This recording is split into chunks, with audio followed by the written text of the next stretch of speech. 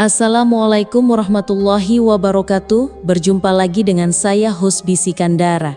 Semoga kalian pendengar kisah-kisah yang ada di channelnya Bisikan Dara disehatkan dan dilancarkan terus rezekinya. Amin. Suasana malam itu begitu sunyi. Angin hanya berbisik pelan di antara dedaunan kering yang menggantung lesu di lereng pegunungan Siring. Tak ada yang berani mendaki gunung itu setelah matahari tenggelam. Bukan karena binatang buas, tapi karena kisah lama tentang penjaga gaib yang katanya suka menyesatkan manusia. Tapi malam ini, 5 sosok berjubah gelap dengan wajah tertutup syal merah tua tampak naik pelan-pelan sambil membawa kendi tanah liat, kain kafan, dan seekor kambing hitam. Mereka adalah kelompok dukun yang sudah terkenal di wilayah timur. Dipimpin oleh seseorang bernama Surya, mereka datang bukan untuk bertapa, melainkan untuk mengunci sesuatu dari tempat ini dan mengirim teluh kepada seorang gadis bernama Hana, keponakan dari Ustazah Naroh, perempuan tua yang tinggal di lereng gunung ini sendirian. Disinilah tempat yang paling kuat untuk melepaskan teluh, kata Surya sambil menggambar simbol aneh di atas tanah. 4 temannya, Darsan, Jarot, Mamat, dan Toleh mengangguk. Tanpa banyak bicara, mereka mulai mengikat kambing dan menyiramkan air kembang yang sudah diritualkan. Namun baru beberapa detik setelah mantra dibacakan, langit di atas kepala mereka bergetar pelan. Awan mendadak menggumpal dan asap tipis kehitaman keluar dari tanah, menari-nari seperti lidah api. Tapi mereka justru tersenyum, mengira teluh mereka sedang bekerja dengan sempurna. Tiba-tiba, dari balik pepohonan, terdengar suara perempuan parau namun lantang. "Kalian pikir tempat ini kosong? Kalian pikir bisa buang sampah dosa di rumah orang yang tidak kalian kenal?" Kelima dukun itu terdiam. Suara itu datang dari arah utara, dari balik pohon beringin yang menjulang, dan berdiri di sana seorang perempuan tua berjilbab abu-abu, membawa tongkat kayu dan sorban putih. "Naroh," gumam Surya lirih, wajahnya memucat. Perempuan itu adalah Ibu Naroh, sosok ustazah sepuh yang dulu dikenal sebagai murid terakhir dari Kiai Al-Karomah, seorang ulama besar yang mengajarkan ilmu zikir dan ruqyah sejak zaman penjajahan. Banyak yang mengira Ibu Naroh sudah tak punya daya, hidup menyepi hanya mengajar anak-anak mengaji. Tapi malam ini ia muncul, tepat saat teluh baru dilepaskan. "Ini baru permulaan," bisik Ibu Naroh lirih. "Mereka kira bisa masuk lewat pintu hati yang aku jaga siang dan malam." Tapi yang tidak mereka tahu adalah salah satu dari 5 dukun itu dulunya pernah satu pesantren dengan Ibu Naroh. Dan pertarungan ini bukan sekadar tentang teluh, melainkan tentang pengkhianatan masa lalu yang belum pernah terselesaikan. Dan saat Hana mengigau dalam tidurnya, satu kalimat lirih keluar dari mulutnya yang gemetar. Ma Naroh, darahnya bukan darahku." Warga yang mengantar Hana mematung. Lantai yang tadinya digenangi darah kini kering tanpa bekas. Tapi tubuh Hana masih menggigil hebat, seperti sedang dikejar sesuatu. Matanya terbuka tapi kosong, seolah jiwanya tertinggal entah di mana. Di luar rumah, angin mulai bertiup pelan. Daun-daun kering beterbangan, membentuk pusaran kecil yang mengarah ke satu titik. Sebuah kendi tua yang baru saja Ibu Naroh letakkan di pojok halaman. Tanpa berkata banyak, Ibu Naroh meminta semua warga menjauh. Ia duduk di teras rumahnya, meletakkan tasbih di pangkuan, dan lalu mulai melantunkan zikir pelan. Suaranya tenang namun menggetarkan. Beberapa orang mengaku merinding hanya mendengarnya, bahkan tanpa tahu makna kata-katanya. Tak lama kemudian, dari kendi itu muncul asap tipis keemasan. Tapi berbeda dengan asap hitam di gunung tadi malam, Asap ini terasa hangat dan membawa aroma kayu cendana. Dan saat asap itu menyentuh tubuh Hana, darah yang tadi membasahi bajunya perlahan menguap. "Yang kalian lihat tadi," ujar Ibu Naroh perlahan, "bukan darah manusia, itu darah pengalih. Jin pembawa teluh tak bisa menembus pagar zikirku, jadi dia mencarikan wadah bayangan agar bisa masuk lewat mimpi. Tapi mereka lupa gadis ini tidur dengan wudhu." Malam itu, Ibu Naroh memutuskan untuk menyendiri di musola kecil di samping rumahnya. Sambil menyalakan lampu minyak, ia membuka sebuah kitab tua bersampul coklat yang sudah mulai rapuh. Di sana tertulis nama-nama, dan satu di antaranya ditandai merah. Surya bin Rahmatullah. Air matanya menetes. "Dulu kau saudara seperjuanganku. Kenapa jalan ini yang kau pilih?" Sementara itu, di sisi lain pegunungan, Surya terbangun dari tidurnya dengan tubuh penuh keringat. Tapi lebih dari itu, ia melihat jejak darah keluar dari telapak kakinya. Padahal ia tak menginjak apa-apa, tak tertusuk apapun. Dan di cermin depannya, ada bayangan perempuan tua berjubah putih berdiri diam, menatapnya tanpa berkedip.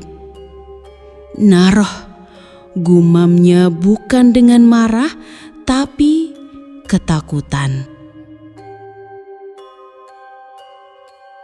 Apa sebenarnya hubungan masa lalu antara Surya dan Ibu Naroh? Dan mungkinkah semua ini bukan sekadar teluh, melainkan balasan dari janji lama yang dilanggar? Di pagi buta, sebelum ayam berkokok, suara ketukan keras terdengar dari luar rumah Ibu Naroh. Bukan suara manusia, tapi seperti sesuatu yang diseret lalu dilempar di depan pintu. Saat pintu dibuka, semua warga yang sedang berjaga menjerit tertahan. 7 bangkai ular tergeletak melingkar dalam formasi bintang 5, dan di tengahnya ada tulang kepala kambing yang menghitam, berasap. Beberapa warga nyaris muntah melihat bentuk ular-ular itu. Tak satu pun yang utuh. Semua matanya hilang, lidahnya terpotong.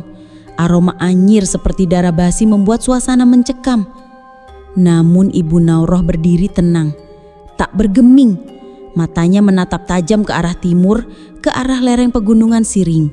Mereka mulai gelisah karena doa-doa kita membuat mereka kelaparan. Maka mereka kirim makanan kematian agar pintu ruh terbuka di rumah ini. Tapi mereka salah alamat, ucap Ibu Naroh lirih namun jelas. Ular dalam formasi seperti itu bukan sekedar ancaman. Itu simbol pemanggilan jin lintas batas yang biasanya digunakan ketika teluh biasa sudah tak mempan. Dengan bangkai ular, mereka mencoba membuka gerbang kedua yang biasanya membawa efek buruk bagi anak kecil dan orang tua yang sedang sakit. Tapi Ibu Naroh tahu cara menutupnya. Ia mengambil satu kendi berisi air hujan malam Jumat yang sudah didoakan, menaburkan garam laut dari barat, lalu membaca ayat-ayat tertentu dari kitab Manbaul Asror. Ular-ular itu mendadak meleleh seperti lilin dan asap hitamnya berubah menjadi burung putih kecil yang berterbangan ke arah langit. Setiap teluh yang datang, jika dibalas dengan kebencian akan tumbuh kembali. Tapi jika dibakar dengan cahaya, ia akan lupa jalan kembali, ucap Ibu Naroh sambil menatap langit. Saat matahari mulai naik, suara azan subuh menggema dari surau kecil di bawah bukit. Ibu Naroh melangkah keluar rumah, mengenakan jubah putihnya yang sudah jarang ia pakai. Jubah warisan gurunya, Kiai Al-Karomah. Beberapa warga yang melihatnya tak bisa menyembunyikan rasa haru dan kagum. Belum pernah mereka melihat sosok sepuh itu memakai pakaian seagung ini. Ada cahaya lembut di wajahnya, meski lelah jelas tergambar di matanya. "Mak Naroh mau kemana?" tanya seorang warga. Ia tersenyum pelan lalu menjawab, "Kalau mereka ingin membuka gerbang, maka aku harus berdiri di depan pintu pertama. Tepat saat ia melangkah keluar pagar, dari balik tikungan jalan tanah yang dipenuhi kabut pagi, Surya berdiri di kejauhan. Ia datang seorang diri. Tubuhnya lemas, matanya sembab dan langkahnya berat. Namun Ibu Naurah tidak kaget. Ia sudah tahu akan ada saatnya Surya datang, bukan sebagai penantang, tetapi sebagai orang yang dulu pernah bersujud di baris yang sama. "Naurah, apa aku masih bisa pulang?" Suara Surya terdengar lirih, hampir tenggelam di antara desir angin dan tangis langit yang mulai gerimis. Aku bacakan ayat kursi di hadapan boneka santet itu, dan tiba-tiba darah keluar dari matanya. Tapi yang membuat kami tercekat adalah suara jeritan laki-laki yang terdengar dari kejauhan, seolah sedang disiksa oleh sesuatu yang tak kasat mata. Bayangkan, kau membaca doa, lalu tiba-tiba dari dalam boneka muncul darah segar. Dan saat kamu hendak melangkah mundur, terdengar suara lelaki dewasa mencerit, padahal kamu sendirian di rumah. Inilah yang dialami Ibu Naroh, Ustazah sakti dari Dusun Nagrak, yang kali ini justru membuat dukun kiriman itu berlutut minta ampun. Ibu Naroh segera memadamkan lampu. Rumah diselimuti kegelapan. Di sudut kamar, boneka itu masih bergetar. Lalu terdengar langkah kaki, tapi bukan dari dalam rumah. Dari arah kebun belakang, suara tertawa serak menyeringai. "Kau pikir bisa selamatkan anak itu, Naroh? Kau tidak tahu siapa aku." Ibu Naroh membuka pintu belakang dan ia temukan sebuah kendi kecil berisi tanah kuburan basah yang mendidih sendiri. Di atas kendi itu ada helai rambut milik keponakannya, Tika. Suara tiba-tiba menyeruak dari dalam kendi. "Jangan lawan aku, Naroh. Ilmu langitmu takkan bisa menembus tanah 7 lapis." Tapi Ibu Naroh tidak mundur. Ia siapkan air ruqyah dan menyiramkannya ke kendi. Seketika, tanah dalam kendi itu berubah menjadi batu, dan dari kejauhan terdengar pekikan dukun laki-laki yang menangis dan menjerit. "Ampun Naroh, cabut ayat itu, badanku terbakar." Ibu Naroh menatap kendi itu dan berucap, "Siapapun kamu bukan tandingan kalamullah." Ia ajarkan satu hal penting kepada penonton. Santet bisa datang dari mana saja, tapi ayat suci adalah benteng yang tidak pernah gagal. Tapi jangan hanya hafal, harus yakin dan bersih hatinya. Twist datang tak terduga. Saat semua tenang, Ibu Naroh membuka pintu ruang tamu, dan di sana berdiri seorang tamu tak diundang, Ustadz Saiful. Ia datang dengan napas terburu-buru, wajah pucat. "Bu Naroh, saya mohon bantuannya. Dukun yang kau lawan itu adalah kakak kandung saya." Ibu Naroh terkejut, namun tetap tenang. Ia minta Ustadz Saiful duduk dan menjelaskan bahwa niat baik akan selalu menang dari niat jahat, tapi ketika darah daging sendiri jadi musuh, perlawanan jadi lebih berat. Seketika tubuh Umi Naroh terhuyung, bukan karena kalah, tapi karena ia menyadari satu hal. Santet ini bukan untuk keponakannya, tapi untuk dirinya sendiri. Bayangkan, seorang ustazah yang selama ini dikenal sakti, tiba-tiba menjadi sasaran utama santet yang awalnya ditujukan ke orang lain. Apa yang membuat sang dukun mengubah targetnya? Dan siapa sebenarnya yang mengirim santet ini? Langit malam kian gelap, angin menerpa daun-daun kering yang berguguran seolah membawa isyarat buruk. Umi Naroh duduk bersila di dalam kamar kecil yang hanya diterangi pelita minyak. Peluh membasahi wajahnya. Dari balik jendela, bayangan hitam tiba-tiba melintas cepat. Sejurus kemudian, seekor ayam cemani tanpa kepala melompat ke dalam halaman, hidup tapi tak bernyawa. Di lehernya tergantung secari kain putih bertuliskan nama Umi Naroh dengan darah segar. "Astagfirullah, ini bukan teluh biasa, ini tumbal hidup," bisik Umi lirih.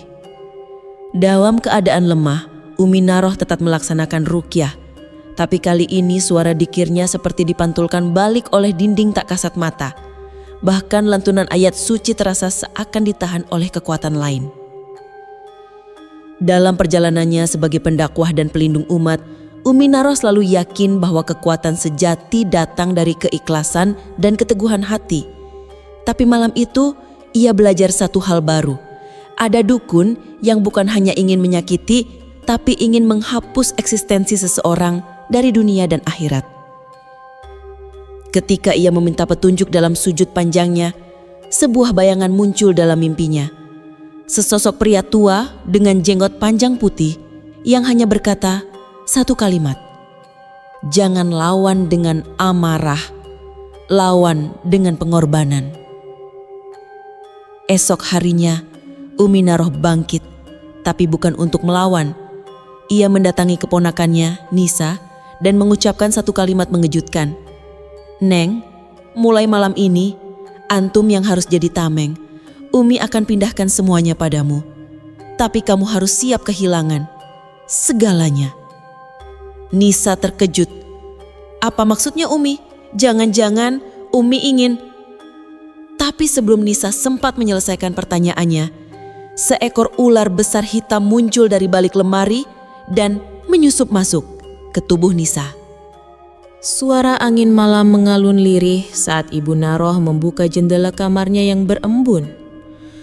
"Kalau memang ini puncaknya, bismillah, aku siap," bisiknya lirih. Tiba-tiba langit menggelegar. Dari kejauhan terdengar raungan seperti suara ribuan serigala. Padahal kampung itu tak pernah punya hutan. Malam itu, serangan balik dari dukun Asep mencapai puncaknya. Keponakan Ibu Naroh, si Siti, kembali kesurupan. Tapi kali ini bukan satu jin, melainkan 7. Tubuh Siti membiru, bibirnya gemetar, dan dari mulutnya keluar suara-suara asing. "Kami diutus membalaskan sakit hati, Ustazah. Kau halangi kekuatan dukun agung kami." Ibu Naroh langsung bersiap.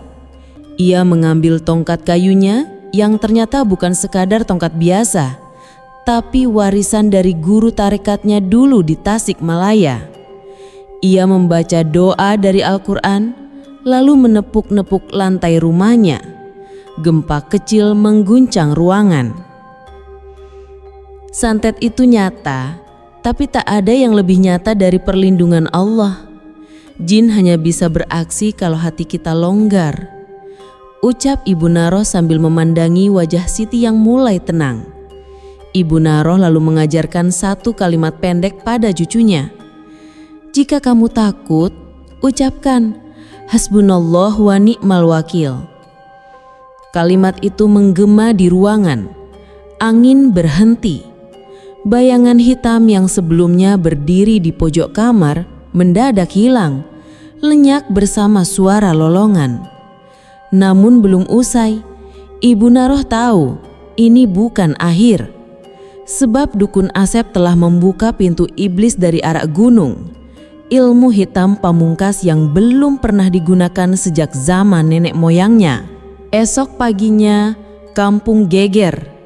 Sebab di tengah ladang jagung, warga menemukan telapak kaki manusia, tapi berkuku panjang dan menghitam, membentuk lingkaran. Dan yang lebih mengejutkan lagi, di rumah dukun Asep, sang dukun mendadak lumpuh. Hanya bisa menatap langit sambil menyebut nama Ibu Naroh. Tapi ternyata itu bukan dukun Asep. Seseorang atau sesuatu telah menyamar menyerupai dukun Asep. Tepat setelah cahaya putih menyilaukan itu menghilang, dukun Karsa terduduk lemas di tanah. Mulutnya komat kamit, namun tak satu mantranya pun berhasil keluar. Tubuhnya menggigil hebat, seperti sedang menahan rasa dingin dari dunia lain. Ibu Naroh perlahan melangkah maju. Wajahnya tidak marah, tapi teduh dan tegas. "Ilmu yang kau kirim bukan berasal dari langit. Maka ia kembali ke tanah, menenggelamkanmu sendiri," ucapnya. Tiba-tiba dari tanah di bawah kaki dukun Karsa muncul asap tipis hitam. Akar-akar kecil seperti hidup dan melilit kakinya. Ia mencoba melarikan diri, namun tak bisa. Sorot matanya panik. "Ampun, aku hanya ingin balas dendam," erangnya. Ibu Naroh hanya menunduk dan membaca doa pelan-pelan. Ucapannya tidak terdengar jelas, namun udara di sekitar berubah sejuk, tenang, dan penuh cahaya. Semua makhluk gaib yang tadinya menyelimuti rumah itu lenyap seketika. "Balas dendam adalah jalan buntu," ucapnya lirih. Keponakannya, Rina, keluar dari kamar. Tatapannya kosong, namun ia berjalan mendekat dan tiba-tiba memeluk Ibu Naroh sambil menangis. "Aku mimpi tempat gelap, Bu, tapi suara ibu menarik aku keluar." Pagi hari, warga berdatangan setelah mendengar bahwa malam itu kampung mereka seperti gempa kecil mengguncang. Tapi yang mereka lihat hanya rumah sederhana milik Ibu Naroh yang tampak damai. Dukun Karsa menghilang tanpa jejak, tapi di halaman belakang rumahnya, warga menemukan lubang besar, dalam dan hitam, bekas tanah seperti terbakar dari dalam bumi. Sejak malam itu, tak ada lagi gangguan gaib. Banyak warga mulai datang untuk minta doa dan belajar agama dari Ibu Naroh. Ia tidak pernah menyombongkan dirinya, tapi semua orang tahu ilmunya tidak sembarangan. Cerita ini mengajarkan bahwa ilmu yang datang dari niat tulus dan keyakinan akan selalu lebih kuat dari kedengkian. Kalau kamu percaya bahwa doa orang baik bisa menyelamatkan banyak jiwa, tekan tombol like dan tuliskan "doa adalah tamengku" di kolom komentar. Jangan lupa subscribe untuk kisah horor religi lainnya dari Ibu Naroh. Karena terkadang yang menyelamatkan bukan kekuatan besar, tapi niat tulus yang diam-diam melawan gelap.